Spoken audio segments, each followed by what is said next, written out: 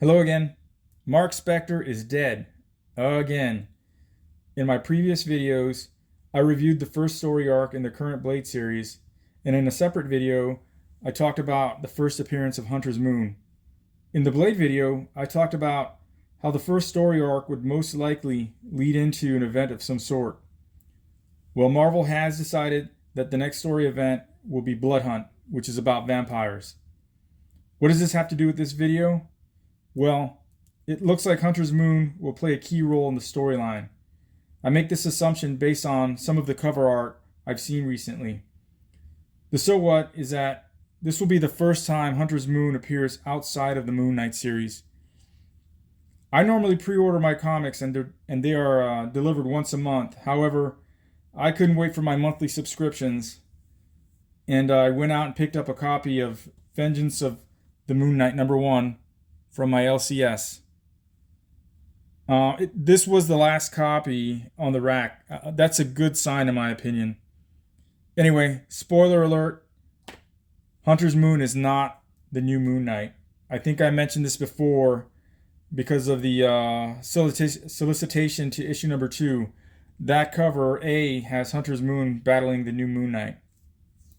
Alright, so since this is going to be the first time Hunter's Moon appears outside of a Moon Knight series, I think this exposure will help in his popularity, and collectors may want to pick up back issues that he's featured in. I still think issue #1 is his first appearance.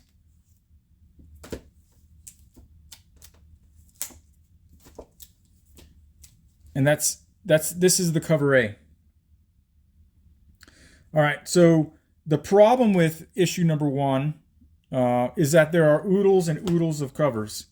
So here I have the cover A. I have this pretty awesome Delato cover. And surprise, surprise, I have the Scotty Young edition. I also have the third print. So there is a second print to the cover A, which I didn't pre-order. And I also didn't pre-order this one, but I found a few copies on the rack in a comic shop in Amsterdam.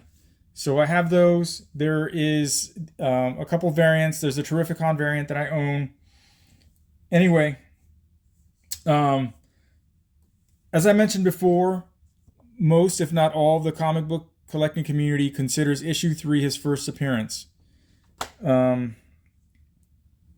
So back in 2021, this comic and the Walmart variant saw significant price increases. It has cooled a lot since then, and now I think is probably a good time to pick up some copies. So I am tracking the 3 covers to that issue, and that's this cover A. There's the Walmart edition that I don't own yet, and there's also a second printing to this comic that I may pick up as well. Okay, so I think it's a good idea to pick up some of these comics for the long run. And when I say long run, I mean 5 years or so, or maybe even more, because they're dirt cheap. And I guess the last comic that I would like to highlight is Doctor Strange #13. And the final order cutoff for that issue is not for a few weeks. But I think this might be the first featured cover appearance of Hunter's Moon outside of a Moon Knight series. And in my opinion, it's pretty stunning. I've already pre-ordered a few copies for my collection so that I don't miss out. And I don't know if Blood Hunt's going to be any good, but I'm all in for Hunter's Moon. I really like the character. Perhaps Hunter's Moon gets to rumble with Blade or work alongside him. I guess I'll have to wait to find out for the story. Nevertheless, I'm excited that Hunter's Moon will be joining the rest of the Marvel Universe, and that means he's here to stay. That's all I got. Later.